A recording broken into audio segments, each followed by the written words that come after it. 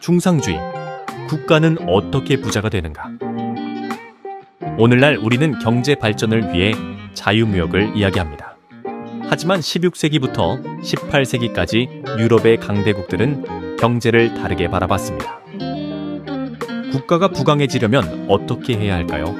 수출을 늘리고 수입을 줄이며 금과 은을 최대한 많이 모아야 합니다. 이것이 바로 중상주의입니다. 중상주의는 단순한 경제 정책이 아니라 당시 국가의 흥망성쇠를 결정한 중요한 전략이었습니다. 이제 중상주의의 핵심 원칙과 실제로 어떤 영향을 미쳤는지 깊이 있게 살펴보겠습니다. 중상주의는 몇 가지 중요한 원칙을 기반으로 합니다. 첫째, 무역을 통해 부를 축적하라. 국가가 무역에서 흑자를 유지하는 것이 중요했습니다. 즉, 수출을 늘리고 수입을 제한하면 국가의 부가 증가한다고 믿었습니다. 둘째, 국가가 경제를 직접 통제하라.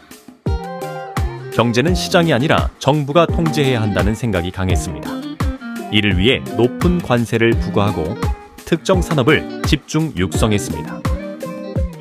셋째, 식민지를 활용하라. 유럽 국가들은 식민지를 통해 원자재를 확보하고 그 원자재를 가공하여 다시 비싼 값에 팔았습니다.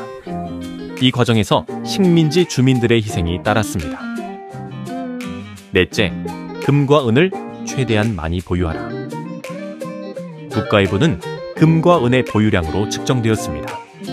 따라서 귀금속을 확보하기 위해 전쟁까지 벌이기도 했습니다. 이 네 가지 원칙이 중상주의의 중심을 이루었습니다. 그러나 이 정책에는 심각한 문제도 있었습니다. 중상주의는 국가의 부를 증가시킨 듯 보였지만 여러 문제를 야기했습니다. 첫째, 무역 갈등과 전쟁을 유발했다.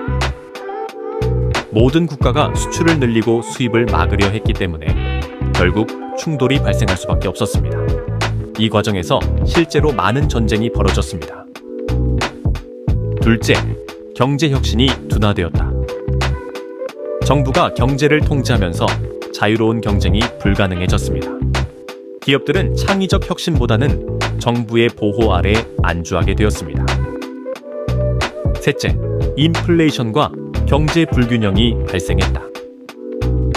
스페인은 남미에서 엄청난 양의 금과 은을 가져왔지만 이는 오히려 물가 폭등을 불러왔습니다. 결국 중상주의는 예상과 달리 경제를 안정시키지 못했습니다. 이러한 문제들은 결국 중상주의가 쇠퇴하는 원인이 됩니다. 그리고 한 사람이 등장하면서 중상주의는 점점 사라지게 됩니다. 1776년 아담 스미스가 국부론을 발표하며 새로운 경제 패러다임을 제시합니다. 그는 시장의 자율 조정 기능을 강조하며 국가 개입을 최소화해야 한다고 주장했습니다. 그 결과 19세기에 접어들면서 자유무역이 중시되기 시작했고 중상주의는 점차 사라지게 됩니다. 하지만 정말 완전히 사라진 걸까요? 놀랍게도 중상주의는 현대 경제에서도 변형된 형태로 존재하고 있습니다. 미국과 중국의 무역전쟁은 보호무역 정책 강화를 야기했고 각국의 반덤핑 관세는 특정 국가 제품에 높은 세금을 부과하는 결과를 만들었습니다. 그리고 국가 주도 산업 육성을 위해 특정 산업에만 적극적인 보조금을 지원하는 현상이 생겨나게 했습니다. 오늘날에도 많은 국가들이 자국의 경제를 보호하기 위해 보호무역주의 정책을 사용하고 있습니다. 중상주의는 역사 속 개념이 아니라 형태를 바꾸어 지금도 우리 곁에 남아있는 것입니다. 중상주의, 과연 완전히 사라진 정책일까요? 아니면 여전히 필요할까요?